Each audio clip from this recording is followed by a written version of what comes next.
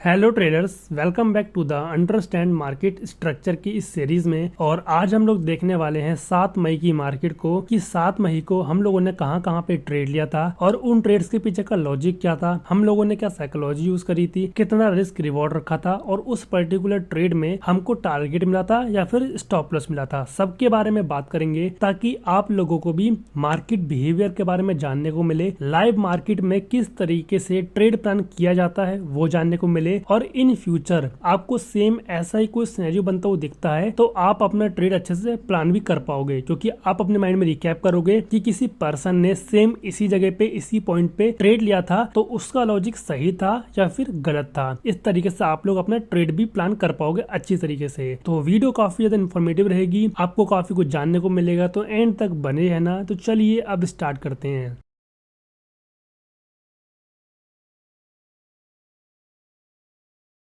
7 मई को हम लोगों ने ट्रेड किया था निफ्टी 50 के अंदर और हम लोगों ने टोटल किए थे 4 ट्रेड, जो कि आप लोग यहाँ पे देख सकते हो। यहाँ पे 1 2 3 4, ठीक है, जिनमें से हमको एक स्टॉप लॉस हुआ था, एक कॉस्ट टू कॉस्ट हम लोगों ने निकाला था और 2 में हमको टारगेट मिला था। अब समझते हैं कि लॉजिक क्या था इन ट्रेड्स के पीछे का। तो देखो, मार्केट ओपन होने से पहले मैंने कुछ लेवल्स को ड्रॉ कर लिया था, जो कि हम लोग करते ही हैं हर बार।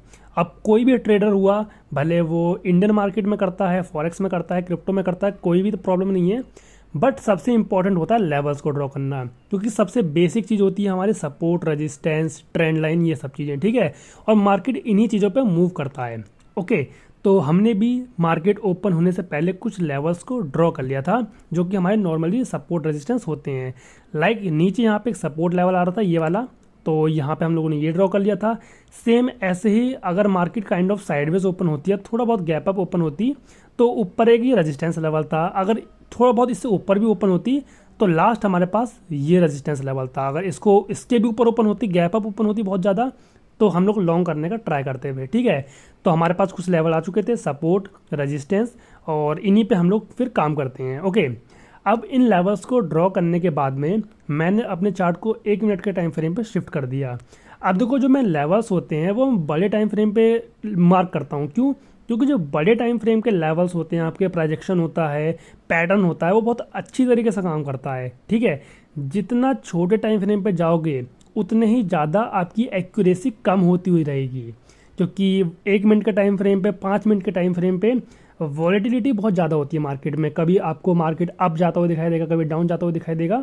इसीलिए जो आपके लेवल्स होते हैं वो बड़े टाइम फ्रेम पे मार्क किया करो। लाइक 15 मिनट हो गया, 1 आवर हो गया, 4 आवर हो गया, इस तरीके से, ठीक है। अब देखो, आज हमारा जो निफ्टी 50 है वो गैप डाउन ओपन हुआ था इस पॉइंट पे। अब ये पॉइंट कौन सा? ये सपोर्ट वाला पॉइंट है जो मैंने आपको बताया था कि हम लोगों ने ड्रॉ किया था, ठीक है। सपोर्ट पे निफ्टी 50 ओपन होने के बाद में नीचे एक टिक लगाया सपोर्ट पे, उसके बाद डायरेक्टली ऊपर चला गया। आपको दिखाई दे रहा होगा कि स्टार्टिंग के कुछ ही मिनट में मार्केट सपोर्ट पे ओपन होने के बाद में डायरेक्ट ऊपर चला गया, यानी कि बाइंग प्रेशर काफ़ी ज़्यादा है, ठीक है। अब अगर बाइंग प्रेशर ज़्यादा है तो हमको सिंपल है कि हमको बाइंग साइड का ट्रेड करना चाहिए, ठीक है।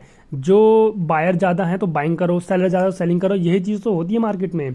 जिधर साइड ज़्यादातर लोग जा रहे हैं, लाइक बिग प्लेयर जिधर साइड जा रहे हैं, उधर साइड का हमको ट्रेड करना चाहिए, यानी कि मार्केट के डायरेक्शन में हमको अपना ट्रेड करना चाहिए। अब देखो, यहाँ पे मार्केट ऊपर गया, हमको दिख गया कि बुलिश नेचर है, बट हम लोग डायरेक्टली ऐसे कहीं पे एंटर नहीं कर सकते हैं, क्योंकि कहीं से भी पुल बैक आ सकता है। और मार्केट हमारा कैसे मूव करता है? ऐसे मूव आता है, फिर पुल बैक आता है, मूव आता है, पुल बैक आता है। तो अगर हम लोग विदाउट पुल बैक एंटर कर जाते हैं, तो मान लो हम लोग यहाँ पे एंटर कर गए और उसके बाद पुल बैक आ गया, तो जो ये पुल बैक वाला हमारा जो सीन होता है, ये हमारा स्टॉप लॉस हिट करके फिर मार्केट मूव कर जाती है। तो हमको सिंपली वेट करना चाहिए इस पुल बैक का। ओके, तो देखो यहाँ पे भी ये मूव आया, मूव आने के बाद में पुल बैक आया, और पुल बैक आने के बाद में 9 EMA को क्रॉस करके एक फुल बॉडी कैंडल आई है। यहाँ पे अगर आप लोग ध्यान से देखोगे तो मैं थोड़ा जूम करके आपको दिखाता हूँ, तो यहाँ पे एक फुल बॉडी कैंडल है, बहुत बड़ी कैंडल है। प्रीवियस कैंडल को देखो और इस वाली कैंडल को देखो, आपको साफ साफ नजर आएगा कि कितना फर्क है इन कैंडल के मुकाबले, ठीक है। और ऊपर से पुल बैक आया हुआ था, बुलिश नेचर था, पुल बैक आ चुका है, रिटेस्ट हो चुका है, ऊपर से 9 EMA को क्रॉस करके बनी है ये कैंडल। तो ये परफेक्ट एरिया था एंट्री के लिए, तो मैंने यहाँ पे अपनी एंट्री बनाई थी। सेम कैंडल लो का मैंने एसएल रखा था, हम चाहते तो एसएल थोड़ा सा नीचे भी रख सकते थे, ये सेफ एसएल होगा। क्यों? क्योंकि यहाँ पे छोटा सा एक बायर का जोन है, ये वाला, तो इसके नीचे भी एक अच्छा खासा एसएल है, बट मैं ज़्यादा बड़ा एसएल रखता नहीं हूँ, मैंने सेम कैंडल लो का एसएल लगा दिया। ओके, बट ऊपर यहाँ पे एक चैलेंजिंग चीज़ थी, वो थी यहाँ पे छोटा सा रेजिस्टेंस लेवल जो कि 1 मिनट के टाइम फ्रेम पर था। ये प्रीवियस डे में एक रेंज बनी हुई थी, उसका ये रेजिस्टेंस था। तो हो सकता था कि मार्केट यहाँ पे थोड़ी बहुत देर पॉज कर जाए और पॉज करने की वजह से थीटा डी के हो, जिसकी वजह से हमारा स्टॉप लॉस हिट हो जाए। बट मार्केट ने ब्रेकआउट किया।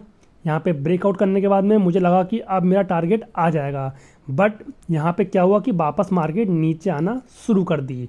और यहाँ पे मैंने क्या किया, अपने स्टॉप लॉस को ट्रेल करके यहाँ पे लगा दिया। क्यों? क्योंकि अगर मार्केट वापस नीचे आती है और जो ये रेजिस्टेंस लेवल है इसको क्रॉस करके वापस नीचे आ जाती है, तो सिंपल सी बात है, यहाँ पे ये ब्रेकआउट फेलियर बन जाएगा। इस ब्रेकआउट पे बहुत सारे बायर एंटर करे होंगे।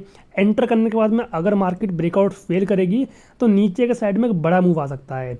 तो सीधी सी बात है, इतना बड़ा एसएल लेने से बढ़िया है हम लोग अपना एसएल यहीं पे कर दें बुक, यहीं पे हम लोग अपने एसएल को ट्रेल कर दें। तो सिंपली मैंने भी यही किया कि अगर मार्केट वापस नीचे आती है, ब्रेकआउट को फेल करती है, तो मैं अपना ट्रेड यहाँ कहीं पे बाहर कर दूंगा। तो इस तरीके से मैंने अपना स्टॉप लॉस लगा दिया था और मेरा जो ट्रेड है वो यहाँ पे एग्जिट हो गया। एक तरीके से कह सकते हो कि कॉस्ट टू कॉस्ट हमारा ट्रेड बाहर हो गया। ठीक है, उसके बाद तुरंत ही यहाँ पे मेरा बन गया था दूसरा ट्रेड, जो कि था ट्रैप ट्रेड पे। अब ट्रैप मैंने आपको बता ही दिया क्या है, एक रेजिस्टेंस जोन है। रेजिस्टेंस जोन का ब्रेकआउट आया है, ब्रेकआउट आने के बाद में बहुत सारे बायर यहाँ पे एंटर करे होंगे।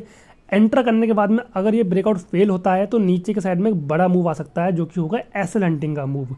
तो मैंने सिंपली वेट किया, जैसे ही ब्रेकआउट फेल होगा मैं एंटर कर जाऊँगा। तो देखो यहाँ पर ब्रेकआउट फेल हुआ, फेल होने के बाद में एक रिटेस्टिंग मूव आया, पुल बैक आया। अगेन जब ये लो ब्रेक हुआ इसका, तो इस लो ब्रेक होने पे मैंने अपनी एंट्री बना ली। ठीक है, एसएल मैंने रखा इस जगह पे, यहाँ पे, क्योंकि अगर वापस यहाँ से मार्केट ऊपर जाता तो ये काइंड ऑफ रिटेस्टिंग वाला मूव बन जाता, ब्रेकआउट, रिटेस्ट और वापस ऊपर। ठीक है, तो मैंने यहाँ पे अपना एसएल लगा दिया, यहाँ पे मेरी एंट्री, और मिनिमम 1:3 का हम लोग टारगेट रखते ही हैं, जो कि यहाँ पे हमको 1 गो में अचीव भी हो गया। देखो यहाँ पे आप लोग देख सकते हो कितनी बड़ी बड़ी कैंडल आई थी, उसके बाद में थोड़ी सेलिंग हमारी धीरे हो गई थी। ठीक है, तो यहाँ पे दूसरे ट्रेड का हम लोगों ने लॉजिक समझ लिया। अब समझते हैं तीसरा ट्रेड का लॉजिक। तो देखो यहाँ पे आपको दिखाई दे रहा होगा कि मार्केट सेलिंग में गई, थोड़ा सा ऊपर गई, सेलिंग में गई, मार्केट थोड़ी देर साइडवेज रही, कंसोलिडेट करी, उसके बाद में एक बड़ी बड़ी कैंडल्स आने लगी, यहाँ पे बड़ी सी कैंडल आने लगी ग्रीन कलर की। अब देखो यहाँ पे आप लोग कैंडल को कंपेयर करो, यहाँ पे कैसी कैंडल बनी हुई है और इन कैंडल को देखो, फिर आपको साफ साफ दिखाई देगा कि सेलर्स यहाँ पे कमज़ोर हैं और बायर्स यहाँ पे पावरफुल ज़्यादा हैं। ठीक है, तो सीधी सी बात है, इतना बड़ा मूव आया है, इतनी बड़ी बड़ी कैंडल आई है, तो सिंपल सी बात है हमको बाइंग साइड का ट्रेड करना चाहिए। तो जैसी ये कैंडल आई, पुल बैक आया, पुल बैक आने के बाद में 9 EM को क्रॉस करके एक फुल बॉडी कैंडल आई है। तो यहाँ पे मेरा बन रहा था 9 and 15 EM का सेटअप। ठीक है, अगर आप लोगों को नहीं पता कि 9 and 15 EM का सेटअप क्या है, तो मैंने उसके ऊपर अलग से वीडियो बना के डाल रखी है, जाकर देख लेना।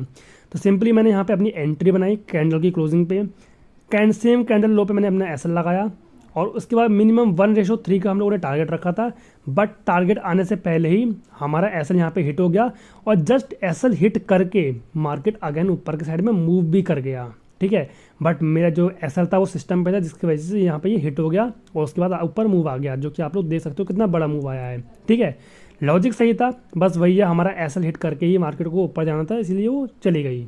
अब समझते हैं लास्ट वाले ट्रेड का लॉजिक क्या था। तो देखो अगेन मार्केट ऊपर गई, जो रेजिस्टेंस जोन था इसका ब्रेकआउट किया, ब्रेकआउट करने के बाद में यहाँ पे आप देख सकते हो काइंड ऑफ एक छोटा सा हेड एंड शोल्डर बन गया था।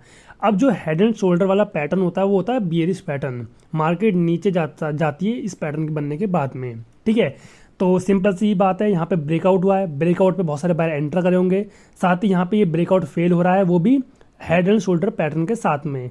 तो यहाँ पे मैंने अगेन ट्रैप ट्रेड पे अपना ट्रेड लिया, जैसे ही 9 EM को टच करके एक बड़ी सी बेरिश कैंडल आई, तो मैं समझ गया यहाँ पे कि एसएल हंट हुआ है बायर्स का।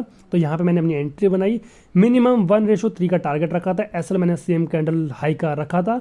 मेरे जो 1 गो में मेरा टारगेट हिट हो गया, क्योंकि यहाँ पे एसएल हंटिंग का मूव आया था, ये जो क्विक मूव आपको दिखाई दे रहा है ये एसएल हंटिंग का मूव है।